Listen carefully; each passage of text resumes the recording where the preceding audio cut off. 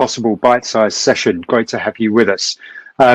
As ever, we try and make this the most valuable 45 minutes of your week by giving you something that is both innovative and also gives you an opportunity in the next 12 months to make a real difference to your business.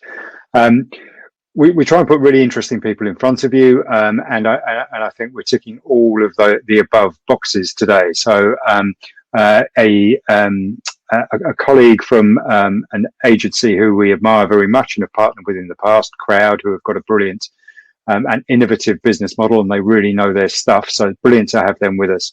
And the subject of first-party data, which I think is not only an opportunity if you get it right, but it's a threat if you don't. So something I think by the end of it, I hope you'll be really glad that you know a little bit more about.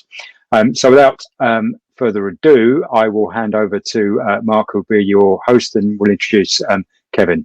Hope you enjoy the session. Thank you. Bye-bye.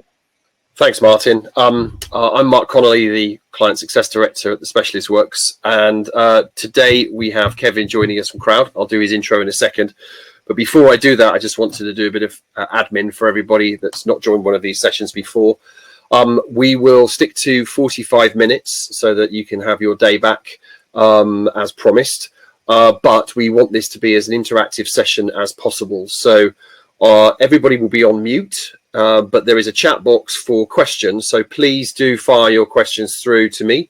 They come through to me. I will then ask as many as we can get through to Kevin after he's finished the presentation, but we will hopefully get through all of your questions. So please do put as many in there as you want, and I will fire them over to Kevin at the end of his presentation. So in terms of introducing Kevin and Crowd, Kevin leads planning and insight at Crowd, a digital global marketing agency powered by the best talent, custom-built technology, and the world's first crowdsourced network of digital experts known as Crowdies. As Director of Planning and Insight, he oversees work to implement customer data and machine learning solutions for clients and for Crowd's own research and development.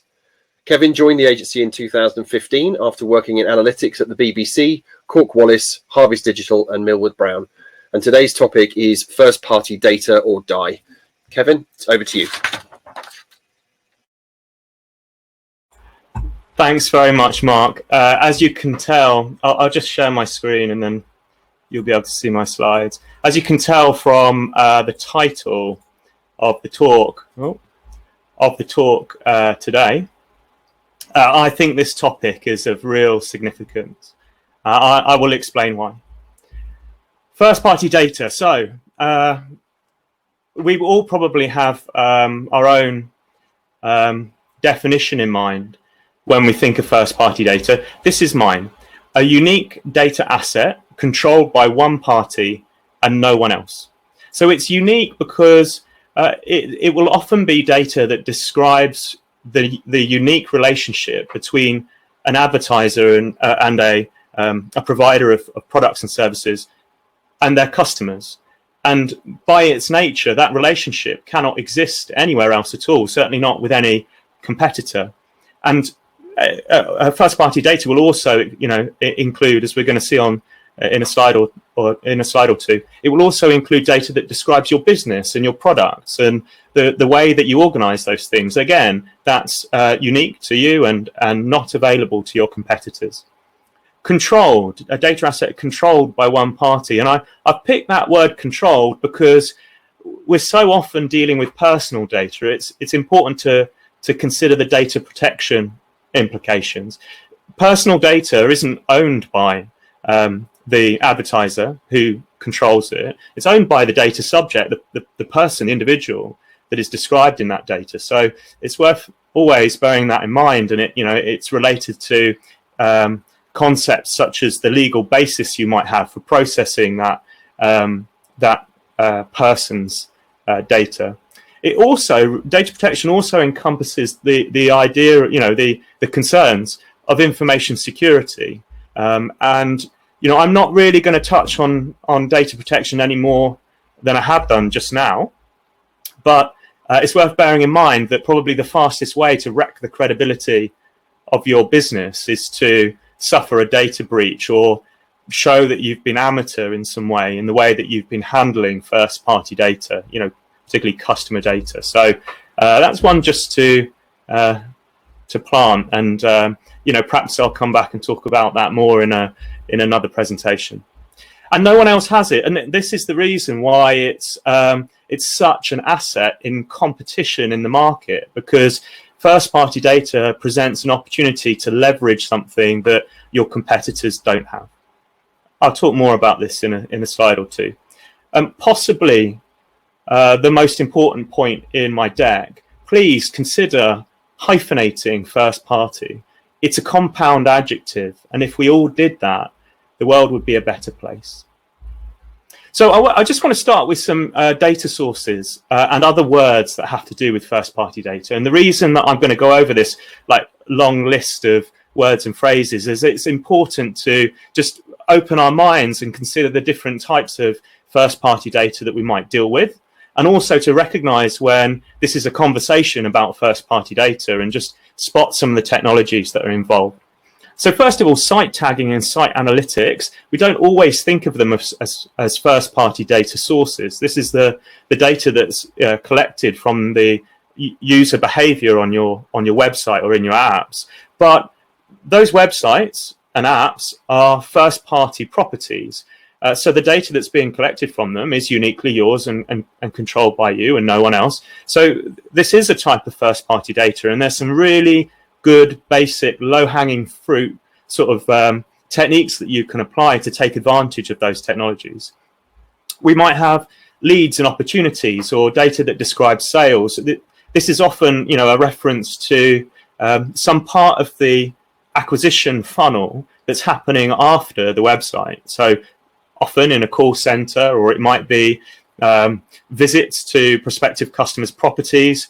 Perhaps not so much at the moment, but this is data that describes the ongoing cost and effort and ultimate value of the lead that you might have acquired on your website. Point of sale for businesses that have got physical stores, that's important and can be united with digital data. Data that describes products, so product feeds, your product catalog, but also, let's say, such as a client of Crowd's, IWG, they've got business centers. They own Regis, they've got business centers all over the world. And for them, their business centers are like their product catalog. And there's metadata that describes them, right? They have features such as their occupancy level at any given time and what business facilities they can provide. So data and a feed that describes your product or your service is often very valuable for automation and for linking to customer data. Fulfillment could be important. So it might be important for you to understand where your customer base is distributed geographically and what types of products are being purchased depending on geography and how long it's taking you to deliver certain categories of products. So fulfillment can sometimes be of great interest. CRM is a term that can sometimes be sort of blanket thrown across first-party data, but more specifically, it's the data that describes the relationships that you're sustaining and nurturing with your customers. It's often related to email, and sometimes the CRM platform will also be delivering some or all of the emails that you send out.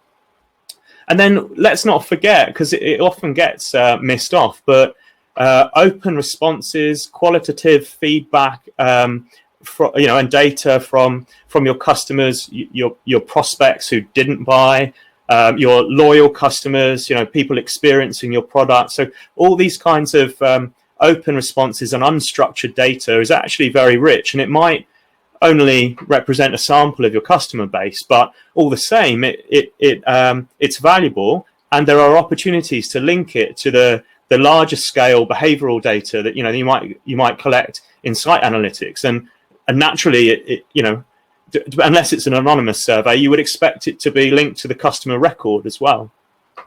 Technology, so DMPs, slightly out of fashion now. I don't know. Some people are still talking about evolving them, but these are the technology platforms that have most of all to do with coordinating the delivery of media across channels and journey planning across channels. They're very focused on customer acquisition, and they have tended to be underpinned by third-party cookie technology. CDPs, on the other hand, have got a lot to do with orchestrating the combination of data from lots of different sources and centering it around the customer and records of the customer. It will often have to do as much or more with the ongoing customer experience after the customer has been acquired, and how they go on to experience your product and repeat purchase or engage with the product and so on. CRM we've touched upon.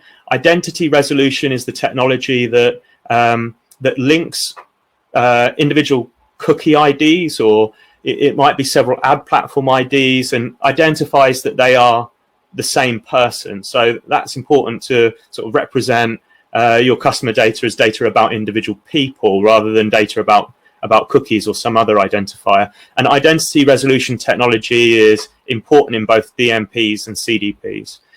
Customer or audience matching. So this is the product in Google Marketing Platform is called Customer Match. This is Facebook has the same thing. LinkedIn has the same thing. This is where you upload personally identifiable information, names, email addresses, postal addresses, phone numbers, really to improve the match rate as much as you can get. You upload that to the ad platform and it's converted into audiences for you to use in delivering paid media. So it's quite an important link between your customer database and your activation in media platforms, for the time being at least. And then data warehousing. So this is the technology that we use to store data. BigQuery is a key technology, certainly for Crowd, in that space. And data warehouses, I mean, again, people will contest the definition, but for me, data warehousing is about structuring data so that it's ready to analyze and ready to draw upon. Whereas a data lake that you might hear of, for me, I think of it more as a dumping ground for data of various structures and sometimes unstructured formats. It could be something like cloud storage where you're just delivering files rather than converting them into some data structured database format that will normally come later. Then we have pipelines and orchestration. So this is the technology that's moving data around. ETL is another important term. So extract, transform, and load. These are the technologies that collect data, join it, manipulate it, aggregate it, or whatever it might be, and then prepare it for upload to something. And then load is the phase of moving it into some other platform, and that might be an ad platform or a tracking platform. And then machine learning, modeling, and prediction. So this is about the most advanced work that we might do in data science, where we're building capabilities for predicting customer behavior or user behavior, including perhaps their long-term value. And we can apply those predictions in targeting, bidding, optimization. It's like being able to see the value that will come in the future. We might categorize customers before they've even exhibited the behavior that would traditionally have put them in that category. And these things are really, useful for insight, but also for things like targeting, bidding, and optimization. So that was a long list, but just to get the mind open and familiar with the whole area. But before I get into the main point of the presentation, I just want to say a word about some of the data sources that I've just mentioned. They're not equal in value. I think there's a spectrum, and I just want to illustrate it with this diagram on the slide. So on the far left-hand side, you might have some site tagging data source. In this case, let's say it's floodlight tags from Google's Campaign Manager. That technology is a standard technology. There's a little bit that you can do to customize it in terms of setting variables, but essentially it's the same technology that's available to your competition. The data that it collects is anonymous, and it's right on the border of the definition of first party, because while it is wholly controlled by, in most cases, it's legally wholly controlled by the advertiser. Google, in this example, is processing that data in the form of accessing it to improve the value of their advertising product. So it's not totally yours in a way. And then we've got an example of an email platform sorry. The point I'm saying about floodlight tags is there's value there, but some of those things I mentioned is what's dragging the value down. And one of my main points, and the thing that we should be looking to do with first-party data, I've mentioned that it's an asset. We should be looking to upgrade its value. So in this next example, the email platform, I want to imagine a scenario where the data in the email platform is siloed. It's not been integrated yet with other sources of data that you may have in your business. But despite that, the data is identifiable. We've got email addresses in there and perhaps other information about the individuals, and it's wholly controlled by you. And what you can do to upgrade the value of that data is to connect it with other data sources, and then to analyze, model, and automate and otherwise activate the data. On the far right hand side, we've got bespoke, integrated, customer-centered, bespoke customer data platform. So this is an example where you've developed some customization of an advanced CDP platform that you might buy off the shelf, or alternatively, it might be a bit more simple if you've built it yourself. But you've essentially built your own custom build effective CDP. It is all about integrating data, and you've created a service that's available to every department in your business that is a repository of customer-centered data. So, marketing, but other, product, other parts of your business might call upon that source of data in order to understand customers better. Your customer service department is another, important stakeholder in that. So here we are then. This is what I wanted to say. Apply first-party data or die. And, I'm going to tell you why I feel that way and why my statement is so strong. It's because our industry has changed. This is how it used to work, and it was simpler. We put our media budgets in the beginning. We activated that budget in basic platform tools. And then in-house marketers or the advertisers agency had extraordinarily and hopefully unique skill in manipulating those basic tools. And ideally, you'd pick the agency or you'd hire the people who knew how to do it better than anyone else. And sometimes they were using those tools for ways that they weren't really intended, and they were building other technology and plugging into it. And so there was a lot the marketer could add in terms of value to the success of the digital advertising campaigns. And the other aspect of this is that that activity was applied with third-party cookie technologies, so third-party audiences and third-party measurement, and it was as good as we had available, and we were striving to make those things better all the time. And those combination of elements were able to deliver competitive performance. So now a slide for those businesses that decide they fail for some reason to adapt. The investment still goes in at the beginning, but because this is a picture of failure, obviously that investment is under great pressure. It will dwindle, and eventually the business will die. The investment goes in, and the platform tools are still there, but they are so much more advanced than they used to be. In recent years, we have had machine learning technology showing up in the ad platforms that we use, automation technologies, a combination of the two. So, tools such as smart bidding and the dynamic generation of ads and keywords in our advertising accounts and search accounts. So the platform tools are doing so much more than they used to, and they're doing it for everyone. So the competitive advantage of the skill in digital advertising is gone, because it's all in the platform tools and everybody has them. And so as a result, for the marketing team or the agency that behaves in the same way as it always did, its efforts relatively have become ineffective. And then you compound that situation with the increasingly flawed third-party data that we might choose to work with. Measurement is fuzzier. Digital attribution is something that we strove to achieve precision with, and it's peaked and it's getting worse.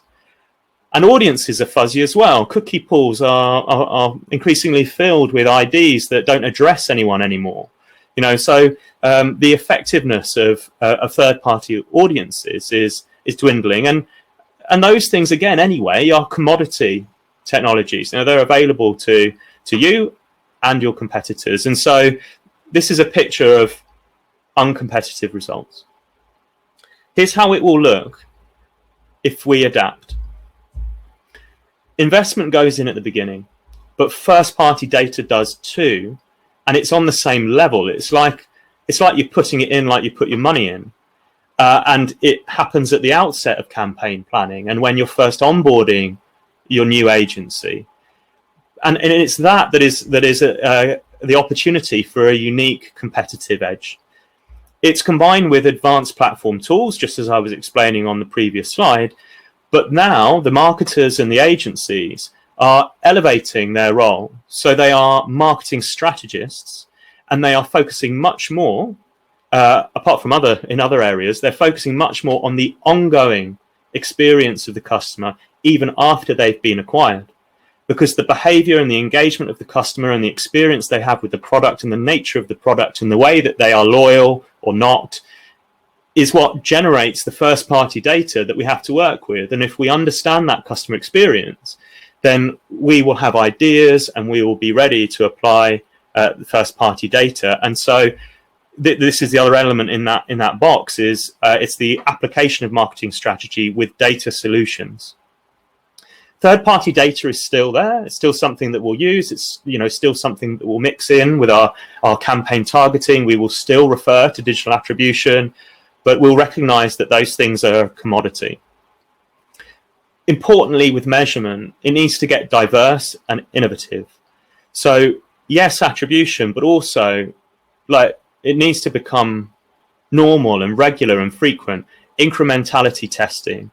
So it might be split testing related to geographic control cells, or it might be a forecasting approach where you're modeling what would have happened had you not made the change that you did, so that you can judge the incrementality. You can do some carefully controlled and sort of indicative before and after studies if you get the data right and you have the conditions right. And media mix modeling, which used to be the territory of the TV companies, and some marketers listening, I'm sure, will have a responsibility across offline channels as well. So, I think increasingly you should expect that your digital agency should be interested and contributing, if not running their own media mix modeling. And then we come to prediction. And sometimes I think that, we've lost some definition and some ability to attribute success across the marketing touch points that drove it. To a degree, we've got to live with that. But one way that we can compensate for it is to supercharge the definition of success. So instead of just looking at whether someone was acquired and potentially the revenue of that initial acquisition transaction, or looking at repeat transactions, but they're disconnected in terms of the customer that's making them, let's look at the long-term value of the customer, use different data and learn to predict it. And then that prediction of the long-term value, which can become available at the moment when the customer is first acquired or when the lead was first acquired, that's like looking into the future now. And that metric's available to optimization, targeting, and bidding. So that's how we make up for the way that some of the changes are happening in our industry. And when we get this right, we get competitive performance. So that's the theory. That's my point. It's why it's urgent. I just want to talk about some examples. I've touched upon some really advanced uses and activations of first-party data with reference to machine learning and whatever, but there's some really simple, basic, low-hanging fruit that can be done. And when it comes to customer data, simple rules-based segmentation can be very fruitful and a great starting point. So here's some work that we did for our client Avon. We analyzed a history of customer data and identified categories, really, that sort of essentially describe the loyalty and the engagement of the customer, and that will also be linked to value. And so we then were able to identify broad definitions for each of those categorizations. And this kind of having this definition for segments that we could apply in ad platforms has been useful for lookalike audience definitions, for remarketing, and it's changed the way that we think about how we can use some of our campaigns, because we can build programs that are intended with the creative messaging as well as the targeting to graduate customers increasingly up this hierarchy of segments towards, from opportunities to ambassadors. Another example, this is for IWG that I mentioned earlier in the presentation. So I talked about their feed of business centers. We used that feed. Well, actually, we composed those feeds and made them available, and then applied them in marketing automations. So one of the key metrics that we were using is the occupancy of the business center. So when a business center is not full, when the occupancy is low, we might switch to a strategy of localized ads and aggressive bidding. As the business center begins to fill and is hitting sort of a medium level, then we might begin to drop bids back and reduce budget. And of course, when the business center is full, then we're very likely to want to turn off marketing. And this feed can automate all those actions across. Sometimes, we've got ads running in over 100 markets, and this is across, this is DV360, but we'll apply this across other channels as well. There's no way that we could achieve this through any sort of manual process. So that's capitalizing on their business data. Another thing we've done for IWG is to take data that describes the call center journey. So we track leads online, but those leads are qualified as opportunities, and then sometimes the prospect will go on a tour of a business center, which shows a real signal to buy, and sometimes they'll go on to become a deal, or in other words, a sale. And we want to be able to optimize our marketing and analyze our marketing on the basis of those signals. So we've composed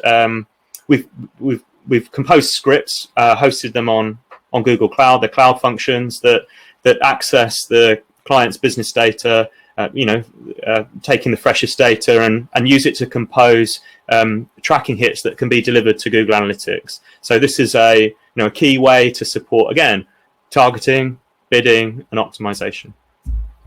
This is some work that we did for Hiscox. So they've got a customer journey where it typically begins on the website. Sometimes the customer picks up the phone. Sometimes they'll get partway through the journey of purchasing a policy, and an email will bring them back into that journey. And both of those things were severing the data that describes the customer journey. They also had the same problems that we all have with the same person having multiple cookies or clearing cookies. So we just undertook a piece of work that put the right IDs into the various platforms, and then we used scripts to draw that data together. And the whole thing was, we used BigQuery for our data warehousing, and ultimately we were able to deliver new conversion metrics to the paid search platform, as well as represent them in reporting so that they could feed insight. And you can see on the right hand side there, the view of it's essentially cost per acquisition is wildly different once you do this data stitching. So that's been impactful for Hiscox. And so pretty much a final point then. I talked about onboarding first party data like it's an asset. And I just want to expand a little bit on what I mean by that. And this is a mindset thing, but it's also some practical actions that you can take as well. So you might have experienced, the use of first-party data in your campaigns, a little bit like what's described on the left here, where it's an afterthought. The campaigns are running, you've already planned them and they're running, and you've already onboarded the agency, and at some point in relation to some campaign, somebody has an idea that they can use an email list, or that they'll test using a list of email addresses. So they get some of that first party data, and it's got a single purpose, it's limited in scope, and probably because it's only applied for that limited purpose, no one else ever hears about it. We need to move our mindset to the column on the right, where that first party data is being thought of right from the outset. We arrange, or I should say prepare, for the broadest possible potential access to first party data. That means data discovery, right? So we need to go through the process of finding out who are the stakeholders involved, what are the systems that it's held on, what's the schema, like what fields are available, what type of data is available, and how clean is it ready to use. We need to fill in the information security forms, or at least fill them in but not submit them, so that we're ready.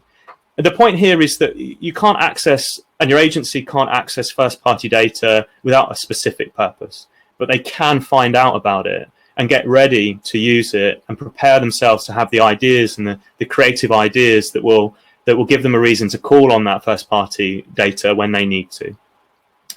It's a multi-channel consideration, so there should be involvement from every aspect of your campaign planning. We should look at it and think of opportunities to enhance the customer journey, so that the first party data that we've learned about, we look at the opportunities to enhance it, to augment it by collecting additional data from the customer journey. This might be because we discover that there are blanks in it, and we know that there's an element of customer experience that can fill that blank. So we'll be ready to leverage an asset. Everybody understands that. And this approach to first-party data will mean it is talked about across teams and across channels. I don't think it's a tall order. We're already marketing, technology, and data experts. That's what digital advertising is. But there is a mindset shift here, and a kind of opening of our minds to the wider customer experience. There's some knowledge that and some experience that needs to be gained, so that we can all become first-party data planners rather than just ad platform specialists. I'm going to wrap up. Things to remember: hyphenate first party. This is a competitive asset because it's uniquely yours. If you're not using it, you're not leveraging one of your most valuable assets. So ignore me at your peril. Use first-party data or die. Start with the basics. It doesn't have to be machine learning from the outset. In fact, it's probably a much better idea to pick off the low-hanging fruit. Attribution is so 2018. I don't know if there's anybody on the call who will recall Google's Attribution 360, which was launched as part of the GA360 suite. That's a kind of case in point. Use different data.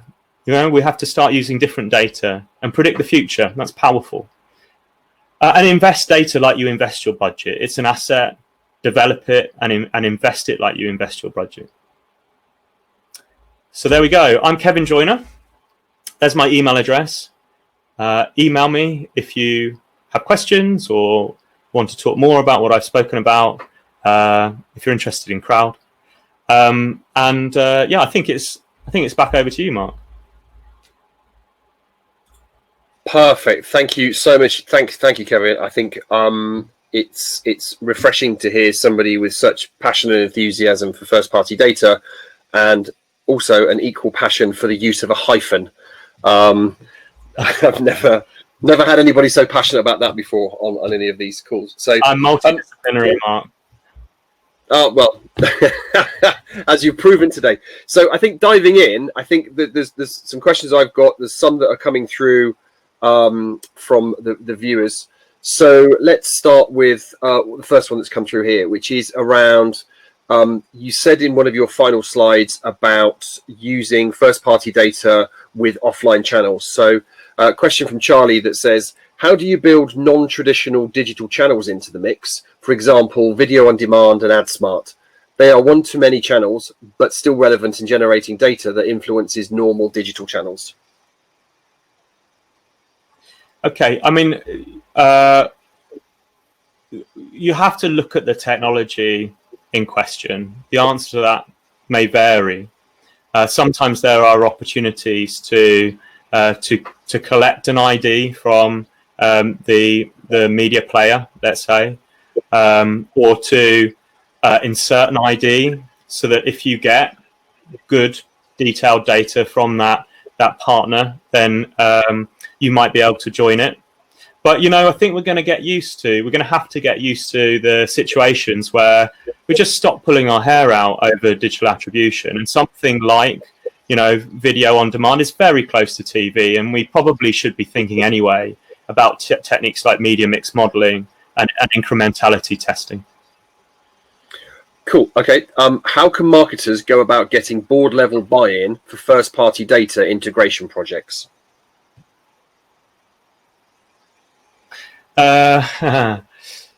Well, sometimes you get situations where the stakeholders see what you're doing as, the value of it is simply logical.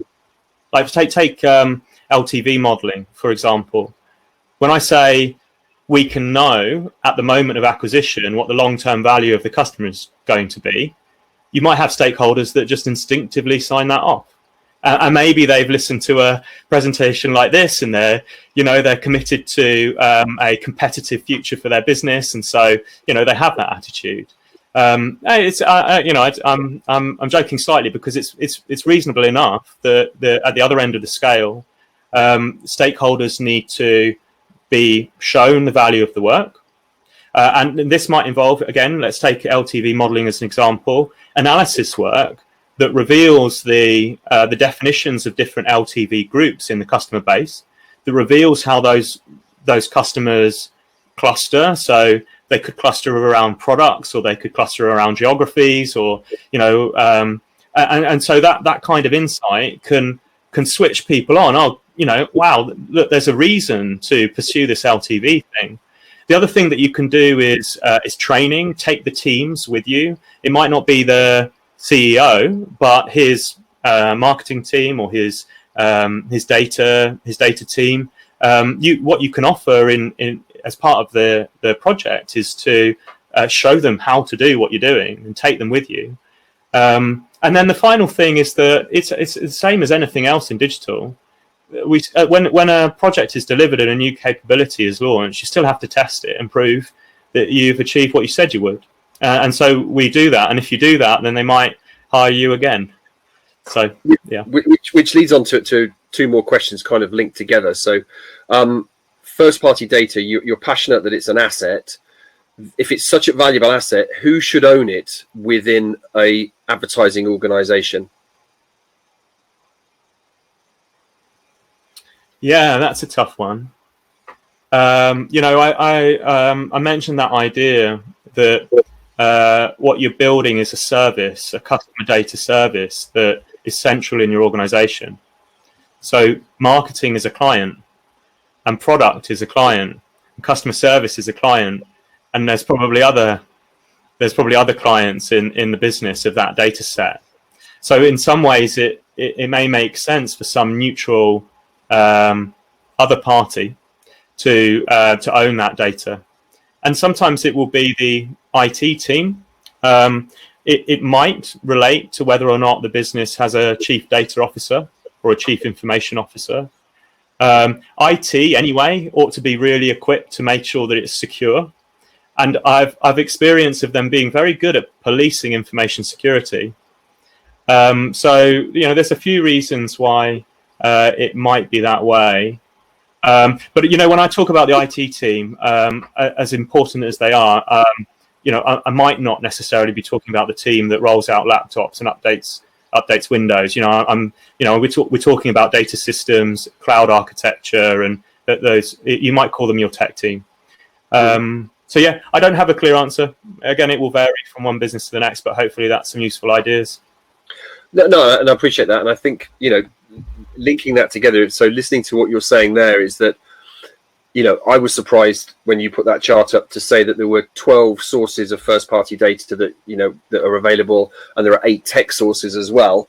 I'm sure a lot of people watching this will go, well, I knew about those 2, but I wasn't sure about those other ones. that kind of implies to me then that within organizations, there's different pockets of first party data. And if nobody's pulling them together and merging them as one source, or at least a number of variables of one source, then the ownership of it kind of gets lost. So I guess my question on that is around not necessarily who should own it, but I'm thinking more so from the people that are listening to this call right now. What should they do? You know, advertisers that are watching right now, what 3 things should they do within their company post this session to be able to go and assess their first party data and what they're doing with it? Yeah, so I buzzed over this really quickly when I was presenting, but there's a kind of phase of activities that you could call data discovery, and really that's the first step unless you've already done it exhaustively, it will be the first step to any first party data project. It's the first step to being able to invest first party data as an asset in your campaign planning, as I was banging on about. And so data discovery involves understanding which stakeholders are involved. And, you know, we sometimes find as an agency that our marketing stakeholders, you know, our marketing client contacts don't know. They don't know who's got what. They don't know who's in charge of it. They might not know all the systems that it's on. It's kind of what you're saying, Mark. And so stakeholders is one thing to find out. Yeah, and that can be both owners and people with an interest in the data, like using the data, clients as I called them. Systems is the next thing to find out about. You know, there are some systems that we've come across where we can't get the data out. You know, it might work reasonably well as a kind of reporting interface, but you've realized that you've put all your transaction data in a reporting solution, and it can only be extracted in aggregate, so it can't be linked with any of your analytics data, for example. So that's something you need to find out, and it doesn't necessarily mean it's something you have to solve immediately, but you should be on the roadmap. And then schema, that's the next thing to find out. Simply what data is available. So in which databases, on which systems, you know, what data fields are there? I'm being nerdy. Basically, what data are you collecting?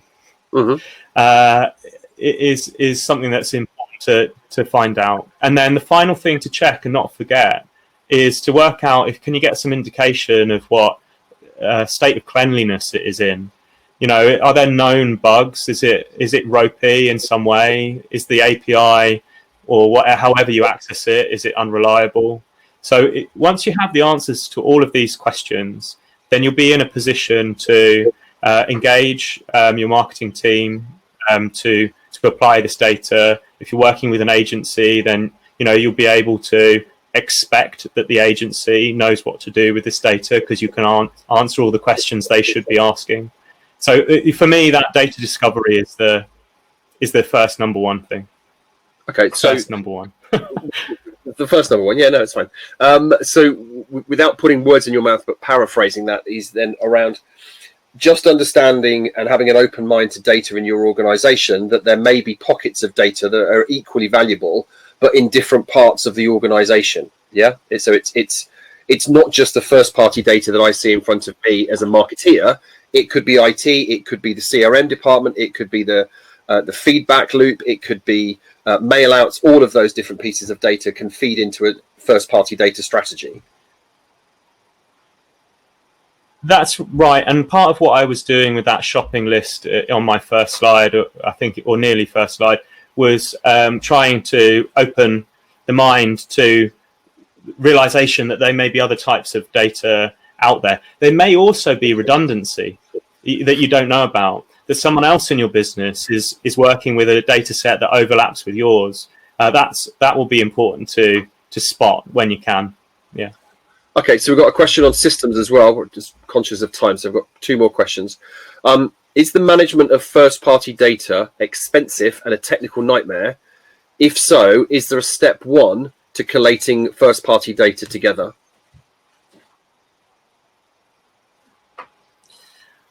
It can involve a significant investment in some of the leading technology platforms on the market, but those platforms, and certainly the most expensive ones, can be all singing and dancing and can have very advanced uses in mind.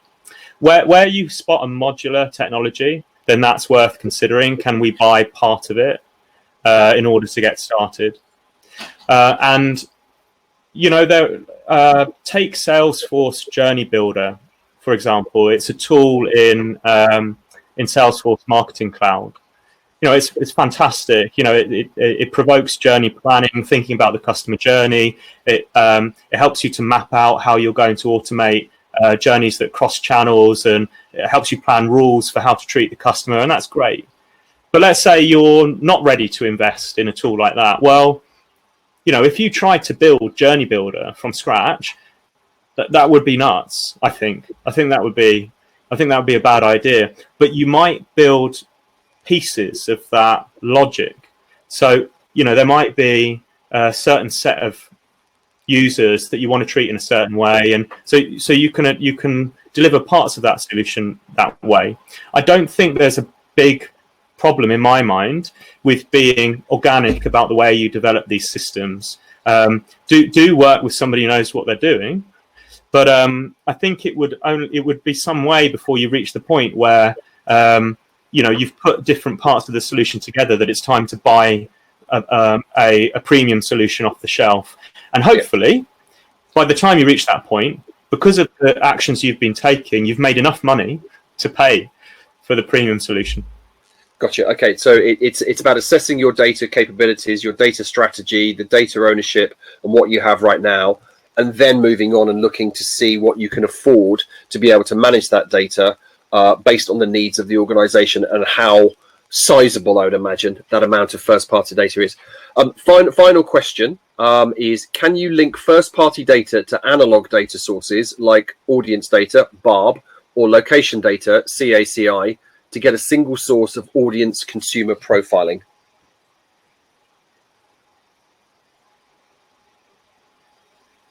There's something, I forget what they call it, where you merge.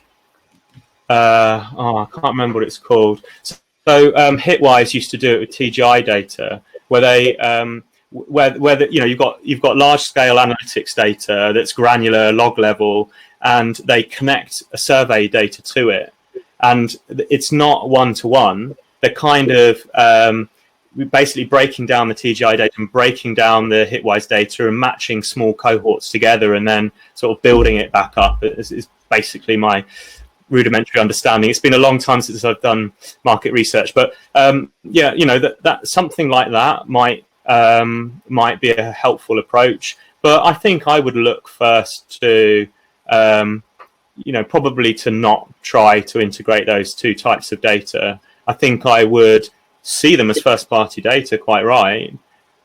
I don't know if you class BARB that, but certainly there's a relationship between the media measurement data and your first-party data, and I'd look at them, over time with techniques that are similar to media mix modeling.